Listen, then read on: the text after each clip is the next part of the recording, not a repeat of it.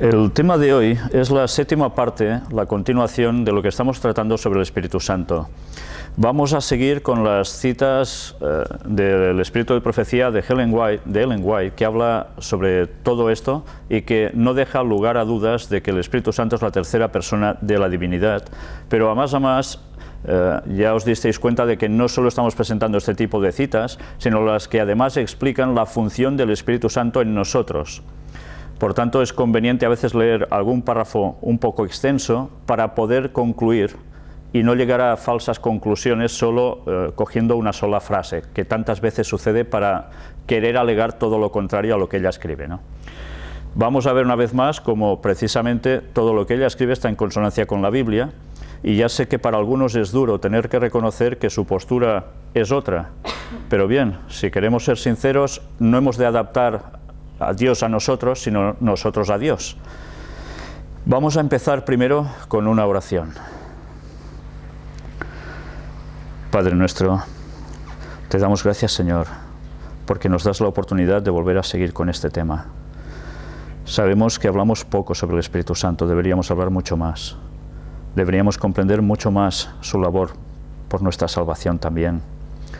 Y te queremos pedir que precisamente Él nos ilumine a entender todo lo que tú quieres decirnos, que nos afiancemos claramente en tu palabra, por encima de todo.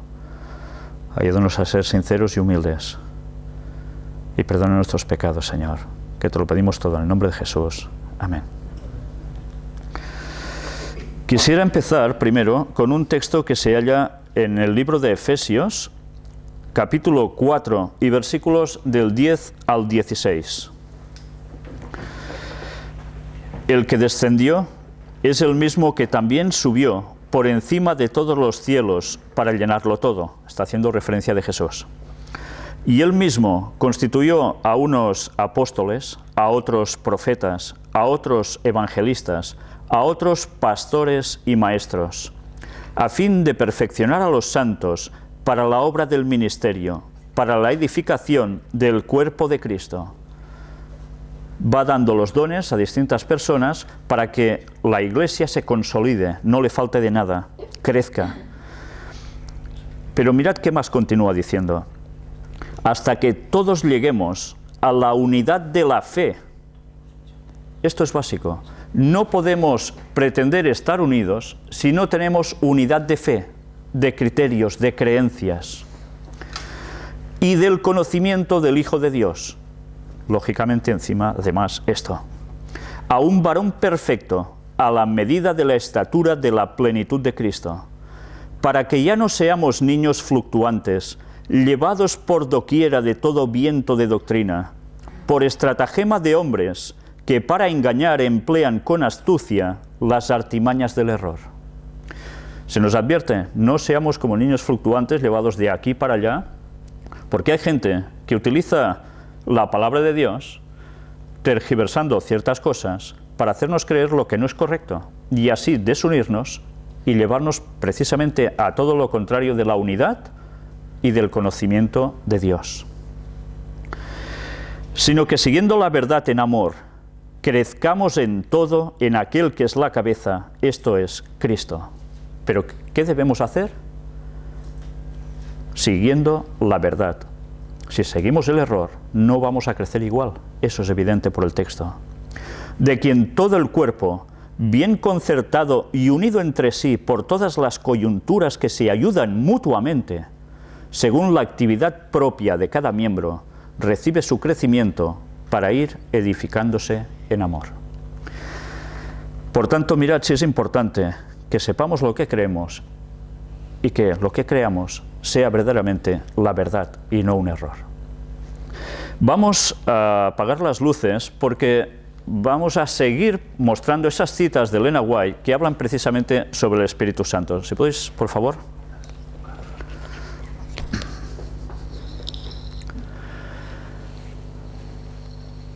Extraído del libro Nuestra elevada vocación, nos dice, vamos a leer lo que está marcado en rojo. El contemplar a Jesús y espaciarse en sus virtudes, misericordias y pureza, creará en el alma un total aborrecimiento por aquello que es pecaminoso un intenso anhelo y sed por la justicia. Cuanto más estrechamente discernamos a Jesús, tanto más veremos nuestros propios defectos de carácter.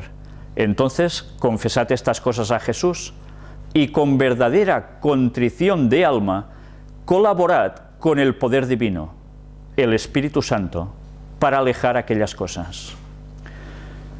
Nosotros podemos discernir a Jesús, pero hay algo más: contrición de alma, colaborando con el poder divino, el Espíritu Santo. Jesús dijo que enviaría al Consolador, al Espíritu Santo, que cambia nuestro carácter a la imagen de Cristo. Y cuando esto se cumple, reflejamos, como en un espejo, la gloria del Señor. Es decir, que el carácter de aquel que contempla a Jesús es como el suyo, de modo que uno que lo mira ve el propio carácter de Cristo, brillando como en un espejo. Imperceptiblemente para nosotros, somos cambiados día a día de nuestros propios caminos y voluntad a la voluntad y los caminos de Cristo, a la hermosura de su carácter. Así crecemos en Cristo e inconscientemente reflejamos su imagen. ¿De qué modo nosotros crecemos en Cristo? ¿Reflejamos su imagen? Pues porque el Consolador, el Espíritu Santo, el cual no es Jesús, hace esta función para que nosotros podamos reflejarlo a Cristo. No podemos confundir términos, las citas son muy claras y se basan en el texto bíblico. La fe en Cristo no es una obra de la naturaleza, sino la obra de Dios en las mentes humanas, hechas en el alma mediante el Espíritu Santo, quien revela a Cristo, así como Cristo revela al Padre. ¿Os dais cuenta de la sucesión? El Espíritu Santo revela a Cristo, nos lo revela, y a su vez, Cristo, ¿a quién vino a revelar? Al Padre. Por tanto, si nosotros aparcamos al Espíritu Santo de este triple juego, de los tres, trabajando por nosotros, esto queda cojo. Si sacamos una pata a un trípode, el trípode se cae. No está bien basado, ¿verdad? La fe es la sustancia de las cosas que se esperan, la evidencia de las cosas que no se ven. Con su poder justificador y santificador, está por encima de lo que el hombre llama ciencia. Es la ciencia de las realidades eternas. La ciencia humana a menudo es engañadora y descarriadora, pero esta ciencia celestial nunca descarría. Es tan sencilla que hasta un niño puede comprenderla. Sin embargo, los hombres más eruditos no pueden explicarla. Es inexplicable e inconmensurable y está más allá de toda expresión humana. ¿Sabéis cuántas veces se argumenta de que no podemos entender que hayan tres personas que son Dios? Y que por tanto algo falla. Como no sabemos explicar eso humanamente, esta ciencia celestial que es verdadera, intentamos razonarlo por nosotros mismos, con nuestras mentes finitas. Como no entendemos, por tanto eso es mentira y lo aparcamos, lo desechamos. Pues no, hemos de ser conscientes de nuestras limitaciones y la ciencia de Dios es la que Él nos dice. Si no podemos llegar a captar más, pues ¿qué vamos a hacer? Somos humanos aún. Algún día entenderemos más, si Dios quiere, cuando todo haya terminado, ¿no? Pero esto quiere decir que no todo somos capaces de captarlo. Somos pecadores. Estamos en esta tierra, 6000 años sobre nosotros de pecado que han limitado nuestra mente. ¿Qué podemos llegar a esperar, comprender de tantas cosas de Dios? Pues gracias que nos ha revelado ya muchas cosas, pero todo a su tiempo. Cristo declaró que después de su ascensión, Él enviaría a su iglesia como su don máximo al Consolador, quien ocuparía su lugar. Más claro no se puede ser.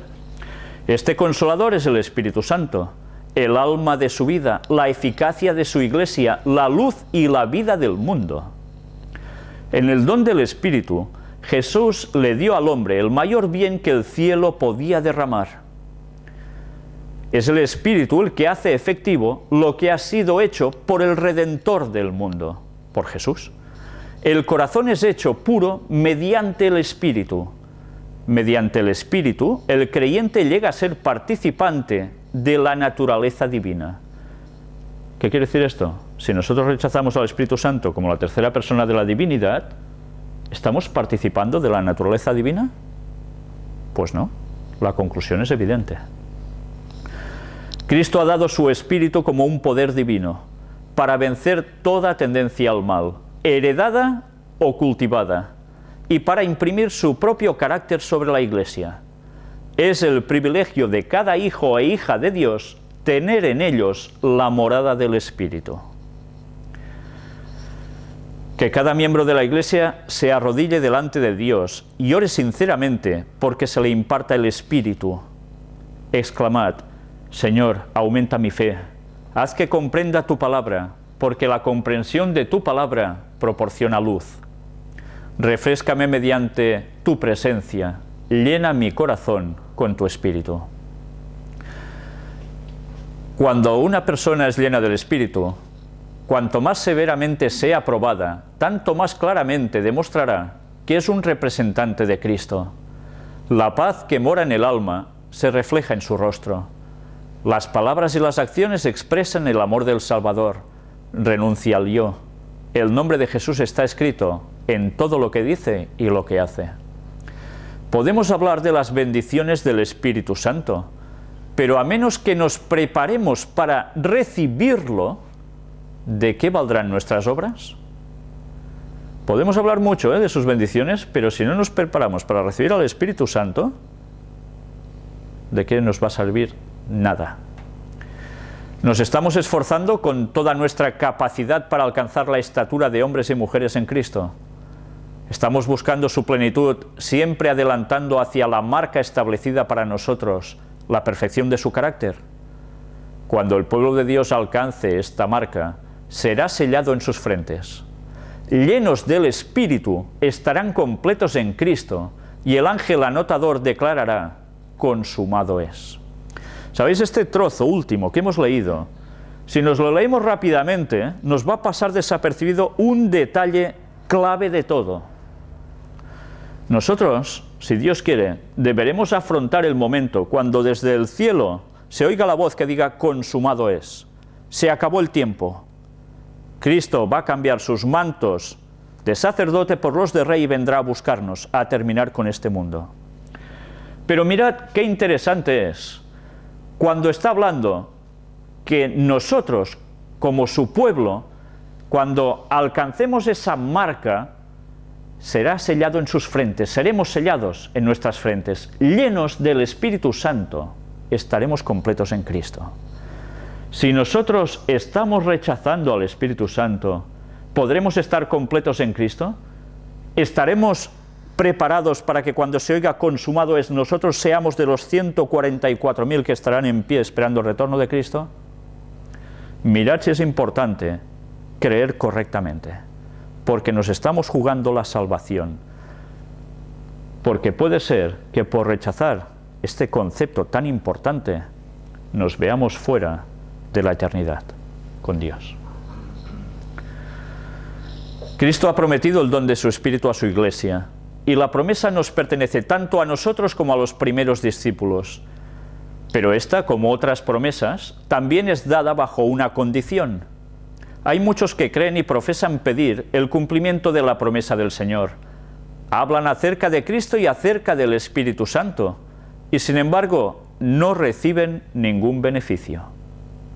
¿Cómo puede ser esto? No entregan el alma para ser guiada y regida por los instrumentos divinos, en plural. No podemos utilizar al Espíritu Santo. El Espíritu Santo ha de usarnos a nosotros. Mediante el Espíritu, Dios obra en su pueblo, el querer como el hacer, por su buena voluntad. Qué textos tan impactantes. Pero muchos no quieren someterse a esto. Quieren gobernarse a sí mismos. Por esto no reciben el don celestial. El Espíritu es dado únicamente a aquellos que esperan con humildad en Dios, quienes buscan su dirección y gracia. No tiene límite la utilidad de aquel que, poniendo a un lado el yo, permite que el Espíritu Santo obre en su corazón y vive una vida plenamente consagrada a Dios. Si su pueblo quita las obstrucciones, Él derramará las aguas de la salvación en corrientes abundantes mediante los canales humanos. El Espíritu proporciona la fortaleza que sustenta al alma, que lucha y se esfuerza en toda emergencia, en medio de la hostilidad de los parientes, del odio del mundo, de la comprensión de sus propias imperfecciones y errores. Ya veis qué función hace el Espíritu Santo. La unión del esfuerzo divino y humano, la estrecha conexión primero, último y siempre con Dios, la fuente de toda fortaleza, esto es absolutamente necesario. A Jesús, quien se vació a sí mismo por la salvación de la humanidad perdida, le fue concedido abundantemente el Espíritu Santo. ¿Os dais cuenta de este texto? A Jesús se le concedió abundantemente el Espíritu Santo. Recordemos que, creo que era en el sexto tema, que estuvimos hablando de que Jesús no hacía nada ni sabía nada si no era a través del Espíritu Santo, porque Él vino como hombre al 100%. Por tanto, si no pudo ni llegar a diferenciar a Satanás cuando le vino en el desierto, tuvo que esperar a que empezasen a notarse sus tentaciones para saber que no provenía de Dios, sino que era Satanás mismo. Aquí tenemos una prueba más de que precisamente Jesús dependía del Espíritu Santo para saber discernir las cosas. Y ahora, antes de continuar con este texto, quiero deciros, ¿recordáis cuando Jesús dice en el libro de Marcos que del día y la hora nadie sabe, ni el Hijo, ni los ángeles, sino solo mi Padre? ¿Por qué dijo esto Jesús? ¿Solo el Padre sabe el momento del retorno de Cristo? ¿Y Jesús, que es Dios, no lo sabe? Él estaba hablando como humano. Si el Espíritu Santo no se lo revelaba, Él no lo sabía. Este tema será más adelante, si Dios quiere, explicado y dado con todos los detalles, porque estamos malinterpretando un texto que nos lleva al mayor de los errores como cristianos. Pero eso va a ser en su momento. Vamos a proseguir ahora con este tema.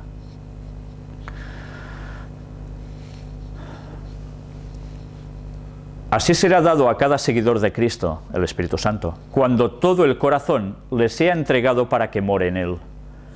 Nuestro Señor mismo dio la orden: sed llenos del Espíritu. Y esta orden también es una promesa de su cumplimiento. Fue del agrado del Padre que en Cristo habitara toda la plenitud y que en Él estemos completos. Más abajo nos dice, aquí, como el Consolador ha de venir, refiriéndose al Espíritu Santo, y os convencerá de pecados, de justicia y de juicio, cuidad de no resistir al Espíritu de Dios. Nos lo está diciendo, cuidad de no resistir al Espíritu de Dios. Estad dispuestos a discernir lo que Él os revele. Someted vuestra voluntad, los hábitos que por tanto tiempo habéis idolatrado y que os son peculiares, para que podáis recibir los principios de la verdad. Cristo nos ha proporcionado, al costo de un sacrificio y sufrimiento infinitos, todo lo que es esencial para el éxito en la lucha del cristiano. El Espíritu Santo proporciona poder y capacita al hombre para vencer. El gobierno de Satanás debe ser subyugado mediante el poder del Espíritu. Es el Espíritu el que convence de pecado y quien, con el consentimiento del ser humano, expele el pecado del corazón. La mente entonces es puesta bajo una nueva ley, la ley real de la libertad. Mirad si es importante no dejar al Espíritu Santo de lado, porque si no, vamos precisamente por todo lo contrario, aunque no nos lo parezca. El Señor Jesús obra mediante el Espíritu Santo porque es su representante. No dice que es el mismo, descarnado ni nada parecido. Es su representante. Mediante él infunde vida espiritual al alma, aviva sus energías para el bien, limpia de la contaminación moral y capacita para su reino. Jesús tiene abundantes bendiciones para derramar, ricos dones para distribuir entre los hombres. Él es el consejero admirable, infinito en sabiduría y fortaleza. Y si reconocemos el poder de su Espíritu y nos sometemos para ser moldeados por Él, estaremos completos en Él. Mirad, no estaremos completos en Él si no reconocemos el poder de su Espíritu y nos dejamos moldear por Él. ¿Qué pensamiento es este? En Cristo habita corporalmente toda la plenitud de la deidad y vosotros estáis completos en Él. Toda la plenitud de la deidad. Mirad cómo además habla con una pluralidad, no en un singular. El corazón humano no puede conocer la felicidad hasta que se somete para ser moldeado por el Espíritu de Dios. El Espíritu conforma el alma renovada según el modelo Jesucristo. Mediante su influencia, la enemistad contra Dios se cambia en fe y en amor, y el orgullo en humildad. El orgullo en humildad. El alma percibe la belleza de la verdad, y Cristo es honrado en la excelencia y la perfección del carácter. Cuando se efectúan estos cambios, los ángeles rompen en cantos de alabanza y Dios y Cristo se gozan por las almas que son modeladas según la semejanza divina. Aquí sigue diciéndonos: la voluntad del hombre es agresiva y constantemente se esfuerza por someter todas las cosas a sus designios. Si se alista al lado de Dios y del bien, los frutos del Espíritu aparecerán en la vida. Y Dios ha señalado gloria, honra y paz a cada persona que obra el bien. Cuando se permite que Satanás moldee la voluntad, él la utiliza para cumplir sus fines. Estimula las propensiones al mal, despierta las pasiones y las ambiciones impías. Él dice: yo te daré todo este poder, estos honores, riquezas y placeres pecaminosos. Pero pone por condición la entrega de la integridad y el embotamiento de la conciencia. Así degrada las facultades humanas y las pone en cautividad para obrar el mal. Pero Dios siempre procura impresionar nuestros corazones con el Espíritu Santo, para que seamos convencidos de pecado, de la justicia y del juicio por venir. Podemos poner nuestra voluntad del lado de la voluntad de Dios, y en su fortaleza y gracia resistir las tentaciones del enemigo. Cuando nos entregamos a las influencias del Espíritu de Dios, nuestra conciencia se hace tierna y sensible, y el pecado que habíamos pasado sin dedicarle mucha atención se torna excesivamente pecaminoso. Dios pide a los hombres que se opongan a los poderes del mal. Él dice: no reine pues el pecado en vuestro cuerpo mortal, para que le obedezcáis en sus concupiscencias, ni tampoco presentéis vuestros miembros al pecado por instrumentos de iniquidad. Antes presentaos a Dios como vivos de los muertos, y vuestros miembros a Dios por instrumentos de justicia, tal como dice el texto en Romanos 6, 12 y 13. En este conflicto de la justicia contra la injusticia, podemos tener éxito únicamente mediante la ayuda divina. Nuestra voluntad finita debe someterse a la voluntad del infinito. La voluntad humana debe unirse a la voluntad divina. Esto nos proporcionará la ayuda del Espíritu Santo, y cada conquista ayudará a recuperar la posesión adquirida por Dios, a restaurar su imagen en el alma. Para recuperar esa imagen de Dios en nuestra alma, necesitamos la ayuda del Espíritu Santo. Si lo rechazamos, ¿vamos a tener el carácter de Dios? Sigamos aquí. Se ha dicho del Consolador: Él os guiará a toda la verdad. Cristo, mediante el Espíritu Santo, expondrá con más claridad ante quienes creen en Él lo que ha inspirado a hombres santos a escribir acerca de la verdad. Mirad lo que aquí pone, no son bromas.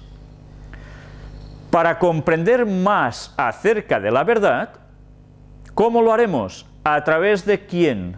Mediante el Espíritu Santo. Si nosotros lo dejamos de lado, ¿conoceremos a fondo la verdad o caeremos en peligro de error? ¿Es evidente? No podemos cambiar lo que está escrito, es claro. Cristo dijo acerca del Espíritu: Él me glorificará, en Juan 16, 14. No dice, yo me glorificaré aquí, pam, y ya está. No, no, Él me glorificará.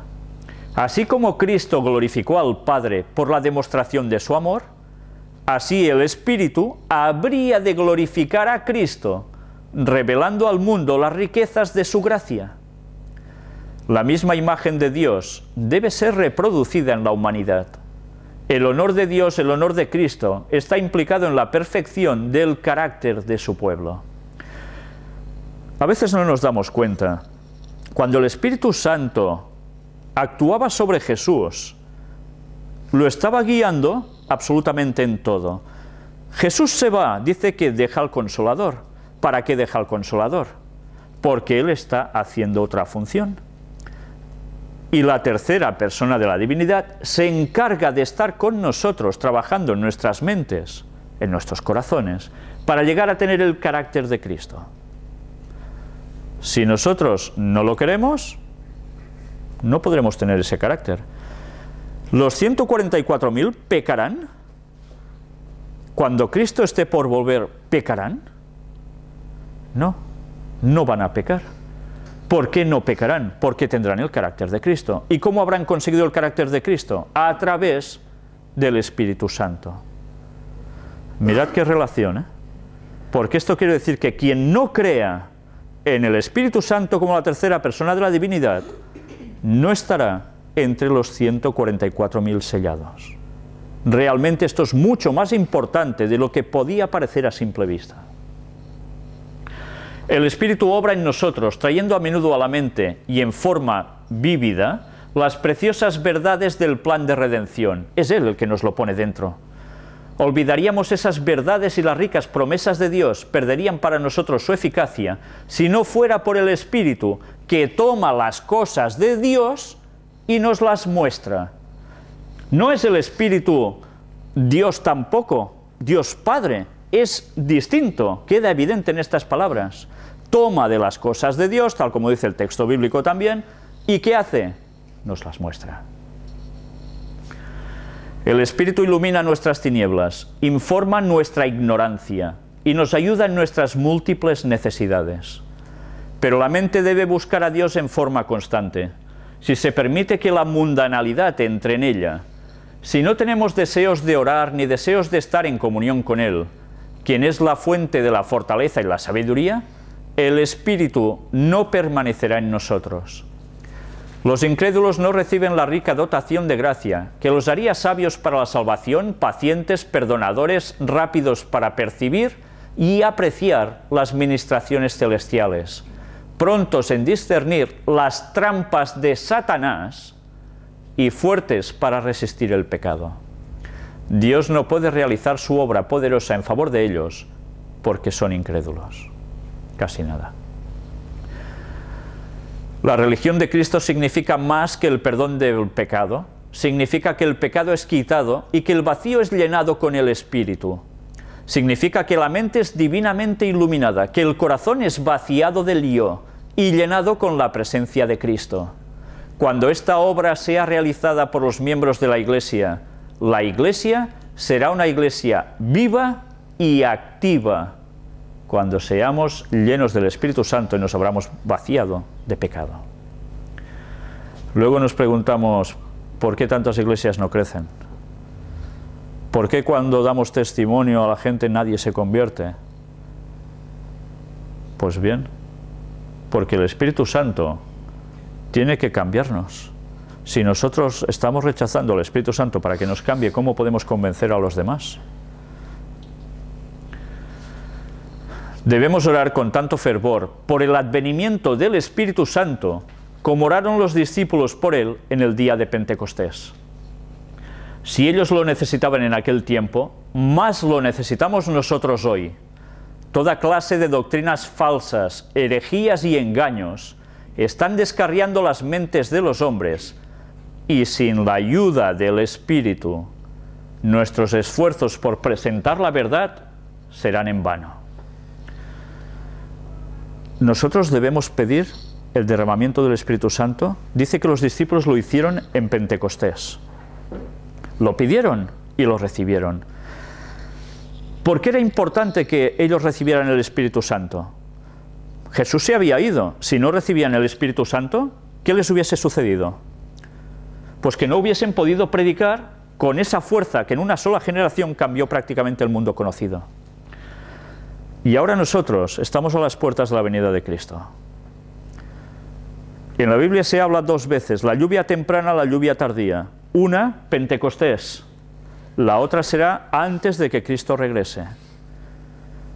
Pero nosotros no participaremos de la última predicación al mundo, donde se van a producir los mayores milagros y las mayores conversiones de todas, frente a los peores engaños satánicos. No participaremos de eso si no estamos pidiendo ya de rodillas el Espíritu Santo para que se derrame plenamente sobre nosotros. El Espíritu Santo no es cosa de poca monta. El Espíritu Santo es el que va a hacer que nosotros podamos terminar la obra de Dios y estar en pie cuando Cristo regrese, si es su voluntad. Y si no, que se nos lleve también en la resurrección. Estamos viviendo en el tiempo del derramamiento del poder del Espíritu Santo. El Espíritu procura manifestarse mediante los instrumentos humanos, aumentando de esta manera su influencia en el mundo. Porque cualquier hombre que bebe del agua de la vida será una fuente de agua que salte para vida eterna. Y la bendición no quedará confinada a él mismo, sino que será compartida por otros.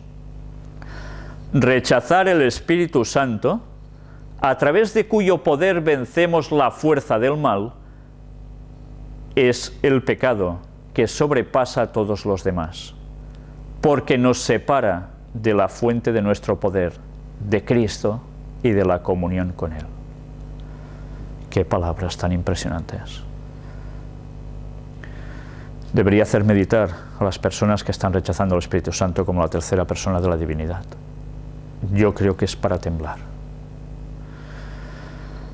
La batalla entre el bien y el mal no ha disminuido en violencia desde los días del Salvador.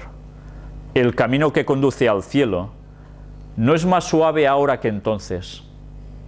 Todos nuestros pecados deben ser abandonados. Toda complaciente indulgencia que obstruye nuestra vida religiosa debe desaparecer. El ojo derecho y la mano derecha deben ser sacrificados si es que son motivo de ofensa. ¿Estamos dispuestos a renunciar a nuestra propia sabiduría y a recibir el reino del cielo como niñitos? Cuando a un niñito le cuentan algo, normalmente ¿qué hace? ¿No se lo cree? Normalmente los niños se lo creen enseguida. Pero resulta que nos hacemos mayores y alguien nos cuenta algo y normalmente, anda ya. Y no, yo soy muy sabio, lo que dice otra persona, esto no, seguro que no. Con el tema del Espíritu Santo está pasando así. O nos volvemos como niñitos, que cuando se nos enseña algo desde un principio lo aceptamos. Recordad, instruye al niño en su camino, que aun cuando fuere viejo, no se apartará de él, porque eso queda en sus raíces. Si nosotros nos creemos tan superiores, tan listos, tan inteligentes, y rechazamos lo que se nos instruye en la palabra de Dios, ¿qué podemos esperar? La arrogancia no es el mejor sistema para estar en el cielo. ¿Estamos dispuestos a abandonar nuestra justicia propia?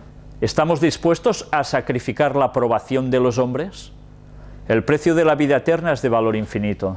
¿Estamos dispuestos a recibir la ayuda del Espíritu Santo, a colaborar con Él realizando esfuerzos y sacrificios proporcionales al valor del objeto que debemos alcanzar? El corazón humano puede ser la morada del Espíritu Santo. La paz de Cristo, que sobrepasa todo entendimiento, puede inundar vuestra alma, y el poder transformador de su gracia puede obrar en vuestra vida y prepararos para las mansiones gloriosas. ¿Qué significa esta escena para nosotros? Cuán irreflexivamente hemos leído el relato del bautismo de nuestro Señor, sin comprender que su significado era de la máxima importancia para nosotros y que Cristo fue aceptado por el Padre en lugar del hombre. Cuando Jesús se inclinó en la orilla del Jordán y elevó su petición, la humanidad fue presentada ante el Padre por aquel que había revestido su divinidad con humanidad. Jesús se ofreció a sí mismo, al Padre en lugar del hombre, para que los que se habían separado de Dios debido al pecado pudieran regresar a Dios por los méritos del suplicante divino. La oración de Cristo a favor de la humanidad perdida se abrió camino a través de todas las sombras que Satanás había proyectado entre el hombre y Dios y dejó un claro canal de comunicaciones hasta el mismo trono de la gloria. Se oyó la voz de Dios en respuesta a la petición de Cristo, lo cual le asegura al pecador que su oración hallará cabida en el trono del Padre. Se les dará el Espíritu Santo a los que buscan su poder y su gracia, y Él nos ayudará en nuestras debilidades cuando tengamos una audiencia con Dios. El Espíritu Santo es el que hace esta función.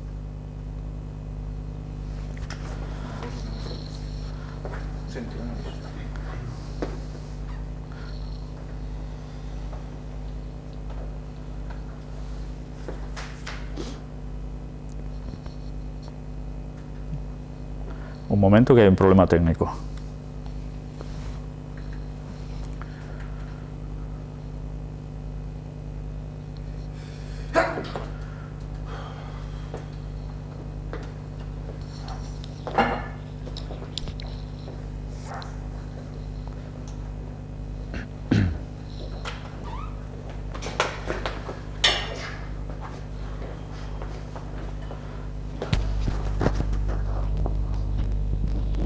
Estava en aquesta pàgina? Ara m'he perdut. Aquí, ¿no? Va. ¿Sí? El cielo está abierto para nuestras peticiones y se nos invita a ir confiadamente al trono de la gracia para alcanzar misericordia y hallar gracia para el oportuno socorro. A pesar de nuestros pecados y nuestras debilidades, no somos desechados como indignos. Nos hizo aceptos en el amado. La gloria que descansó sobre Cristo es una promesa del amor de Dios para nosotros. Habla del poder de la oración, cómo la voz humana puede llegar al oído de Dios y cómo nuestras peticiones pueden ser aceptadas en los atrios celestiales. La luz que descendió desde los portales abiertos, atención a lo que habéis leído aquí, la luz que descendió desde los portales abiertos. ¿Recordáis el tema de las puertas dimensionales que estamos tratando? Sobre la cabeza de nuestro Salvador, descenderá sobre nosotros cuando oremos pidiendo ayuda para resistir la tentación. La voz que habló a Jesús dice a cada alma creyente: este es mi Hijo amado, en quien tengo complacencia. Mirad ya este subtítulo que han puesto aquí, tres poderosos colaboradores. El texto nos dice: porque somos sepultados juntamente con Él, para muerte por el bautismo, a fin de que como Cristo resucitó de los muertos por la gloria del Padre, así también nosotros andemos en vida nueva. Texto de Romanos 6:4. Jesús fue nuestro ejemplo en todas las cosas que atañen a la vida y a la piedad. Fue bautizado en el Jordán, así como deben ser bautizados los que van a Él. Pronto, si Dios quiere, trataremos el estudio bíblico sobre el bautismo, porque también vale la pena ya llegar a este punto.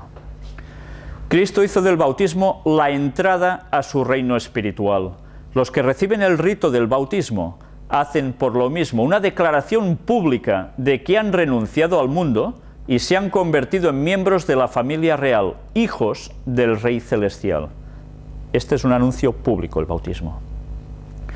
Los que hagan esto deberán considerar como secundarias todas las cosas mundanales ante sus nuevas relaciones. Públicamente han declarado que no vivirán más en el orgullo y la complacencia propia. Cristo ordena a los que reciben este rito que recuerden que están obligados por un solemne pacto a vivir para el Señor. Deben usar para Él todas las facultades que les han sido confiadas. No vale una entrega a medias, todas. Cuando nos sometemos al solemne rito del bautismo, damos testimonio ante los ángeles y los hombres de que hemos sido purificados de nuestros antiguos pecados y de que en adelante, habiendo muerto para el mundo, buscaremos las cosas de arriba. No olvidemos nuestro voto bautismal. Atención a lo que ahora vais a ver. ante la presencia de los tres poderes más excelsos del cielo, el Padre, el Hijo y el Espíritu Santo, hemos prometido hacer la voluntad de aquel que declaró: yo soy la resurrección y la vida. Cristo perdona a todo pecador penitente, y cuando el perdonado después del bautismo se levanta del sepulcro aqueo, es declarado una nueva criatura cuya vida está oculta con Cristo en Dios. Recordemos siempre que es nuestro elevado privilegio ser purificados de nuestros antiguos pecados. Cuando el cristiano toma su voto bautismal, se le promete la ayuda divina. El Padre, el Hijo y el Espíritu Santo están listos para obrar en beneficio suyo. Dios pone a sus órdenes los recursos del cielo para que sea un vencedor. Su propio poder es pequeño, pero Dios es omnipotente y Dios es su ayudador. Diariamente debe dar a conocer sus necesidades al trono de la gracia. Puede ser más que vencedor mediante la fe y la confianza, apropiándose de los recursos provistos para él, que Padre, Hijo y Espíritu Santo proporcionan. Dejaremos el tema hoy aquí, pero mirad si es importante profundizar en todo el tema del Espíritu Santo, que nos va mostrando conceptos que tantas veces nos pasan por alto y que pueden llegar a afectar incluso a nuestra preparación para el regreso de Jesús, que va a ser dentro de pocos años. Padre, Hijo y Espíritu Santo. No hay vuelta de hoja. Cuando nosotros nos bautizamos lo hacemos tal como mostramos en uno de los primeros temas sobre el Espíritu Santo, que esta fórmula bautismal es la correcta. Cuando hablemos del bautismo aún deberemos quizás seguir matizando algo esto, pero sin esta base previa no podíamos hablar del tema del bautismo, porque hay personas que se están bautizando solo en el nombre de Jesús. ¿Es eso lícito? Ya vimos que no. Pero bien, ya sé que cada uno seguirá pensando lo que quiera pensar, pero la palabra de Dios es clara y concisa. Seamos conscientes de que es Dios el que nos tiene que iluminar, y no nosotros a Dios. Pues bien, para concluir, por favor, ¿podéis encender la luz? Vamos a leer un texto que también se encuentra en el libro de los Efesios, capítulo 4 y versículo 30. Y no contristéis al Espíritu Santo de Dios, con el cual fuisteis sellados para el día de la redención. No lo contristemos. Con Él somos sellados para el día de la redención. Sin Él no seremos sellados para este día y nos vamos a perder la salvación. Meditad en estas palabras, por favor, y seamos sinceros con Dios y busquemos la verdad de corazón. No rechacemos al Espíritu Santo, porque nos vamos a quedar fuera de estar con Dios. Que Dios nos ayude precisamente a ello y que nosotros pidamos al Espíritu Santo siempre en nuestras vidas. Amén. Vamos a finalizar el tema con una oración.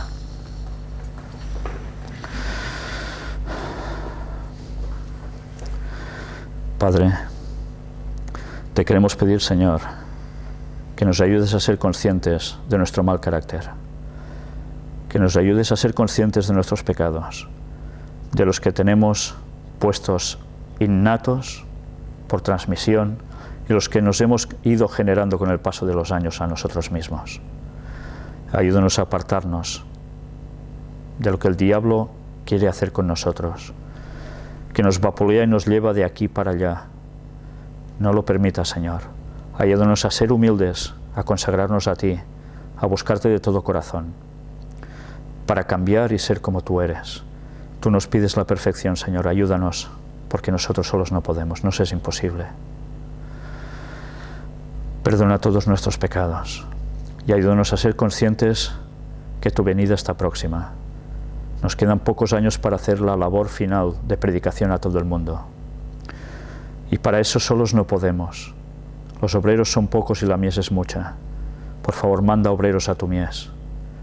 Pero Señor, llénanos a nosotros del Espíritu Santo. Derrama esta lluvia tardía, el Espíritu Santo con toda su fuerza sobre nosotros, en nosotros, para actuar del modo adecuado ante la gente y llevar tu palabra con toda la fuerza posible, para que muchos más, en medio de este mundo de aflicción, de convulsión, te encuentren y se preparen para tu pronto regreso. Bendícenos, por favor, Señor, que te lo pedimos todo en el nombre de Jesús y en nuestra unidad. Amén.